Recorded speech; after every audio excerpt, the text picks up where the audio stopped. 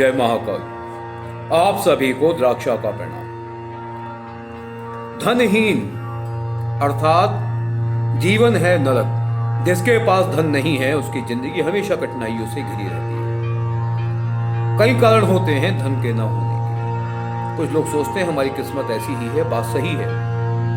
धन, व्यापार, सुख, इन सब में किस्मत का एक बहुत ही बड़ा हाथ होता है, किंतु अगर उस कारण का हमें पता चल जाए तो उसका समाधान करने में हमें समय नहीं लगता। तो सबसे पहले हम आपको कुंडली के कुछ ऐसे योग, कुछ ऐसे भाव बता रहे हैं जिनसे आपको कोई भी समस्या उत्पन्न ना हो। अर्थात आपको पता चल जाएगा कि कुंडली में या आपके पास धन क्यों नहीं आ रहा है। धनेश छठे, 8वें और 12वें भाव में हो या भाग्येश 12वें भाव में हो तो जातक करोड़ों कमाकर भी निर्धन रहता है। अर्थात पैसा कितना भी कमा ले, धन नहीं रुकेगा उसके पास।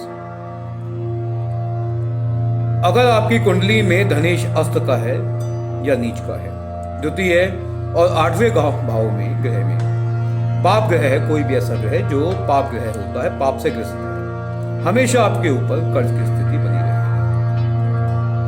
अगर आपकी कुंडली में धन का भाव, जो कुंडली में धन का भाव होता है, अगर वो पाप ग्रह में स्थित है, किसी पाप ग्रह के साथ है, पीड़ित है, कमजोर है, उसके पास शक्ति नहीं है, बलहीन है, तो हमेशा आप धन से हीन ही रहेंगे।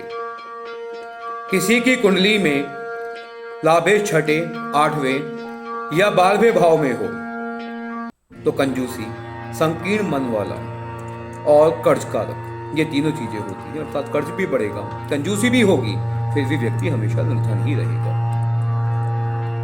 षष्ठेश एवं लाभेश का संबंध दूसरे भाव से हो तो जातक हमेशा ऋणी रहता है। धन भाव किसी पाप ग्रह के साथ जड़ा हुआ है। मान लीजिए कोई ग्रह है, उग्र ग्रह, शनि है, मंगल है या राहु है, केतु है, सूर्य है, ये उग्र ग्रह माने जाते हैं। अगर ये उग्र ग्रह आपके समक्ष है, आपके धन भाव को उनकी दृष्टि आ रही है और ये शुभ नहीं है, तो आपकी कुंडली में हमेशा धन की कमी रहेगी ही रहेगी। अगर आपके लाभेश नीच हैं, अस्त हैं, पाप ग्रह से पीड़ित हैं, 8वें या 12वें भाव के धनेश या लग्नेश निर्बल हो, बलहीन हो, शक्तिहीन हो, तो प्रचंड दरिद्रता का आह्वान ऐसे में होता है। अगर आपकी कुंडली में दशमेश, तृतीयेश या भाग्येश निर्बल या नीच का हो तो आपकी कुंडली में हमेशा धन की समस्या रहेगी। आप कितनी भी मेहनत कर लीजिए, धन हमेशा आपसे दूर ही भागेगा। इसका सबसे बेहतर विकल्प है कि आप अपनी कुंडली किसी भी सक्षम, किसी भी जानकार व्यक्ति को दिखाइए और इस समस्या से मुक्त हो जाइए। क्योंकि जब तक भाग्य आपका साथ नहीं देगा, आप कितनी भी मेहनत करें, आपको इसमें सफलता की प्राप्ति हो ही नहीं सकती। यह बिल्कुल पूर्णतः सच होगा। अगर आपके पास अपनी कुंडली नहीं है तो आज कुछ स्कैनर आ गए हैं, कुछ मशीनें आ गई हैं जो कुंडलियों को निकालती हैं, एक एक करके पूरी कुंडली बताती है। तो ऐसे में भी आपको अपनी कुंडली चेक करवा के और इस धन के जो मार्ग हैं इनको खोल लेना चाहिए। यही शास्त्र कहते हैं। जय श्री कृष्ण।